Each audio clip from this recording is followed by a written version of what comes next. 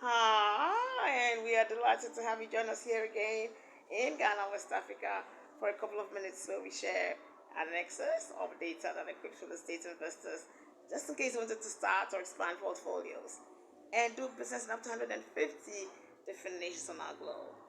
That's our target. So here's a brief introduction because this is a speaking engagement, and I do offer advice on this show. Having studied real estate in USA, written and published two books in USA, won an award for poetry in USA, attended 12 conferences for leadership in Maryland, USA, and other conferences in USA, some here in Accra, Ghana. Mind you, I've been to about 22 of those. The last one was the Africa Prosperity Dialogue held at the Bedwasi Presidential Lodge in Ibri, Ghana. Haven't been on the Committee for Action Chapel International uh, here in Ghana. Church has about 100 branches worldwide and moderated slash emceed some of their women's programs. Having been at our Arthur's Guild for programs where we have about 200 people or more seated, about 10 to 20 would actually address the crowd at one of them. Others would be like ministers of states, etc. Having been at the Colombia ambassador to Ghana's house here in Accra, where they organize a program once a month for a whole year, strictly by invitation. In attendance would be mostly ambassadors and their staff, etc., and authors. About 200 people seated. Again, maybe 20 or less would address by contributing, speaking. I'll be one of them. Having actually been a TV host, Metro TV Accra, with the Pyramid House, a program called Playback, a few more.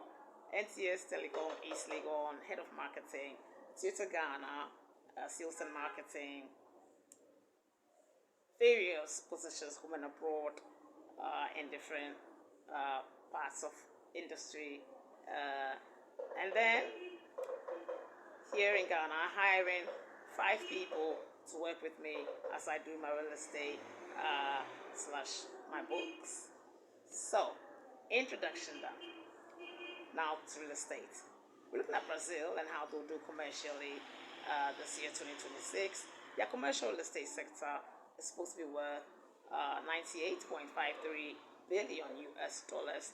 Now, there's a compounded annual growth rate from about 6.47%. Before we round up, I'd like to share tidbits people may find quite informative. I'm about to take a seat for that. Kindly join me.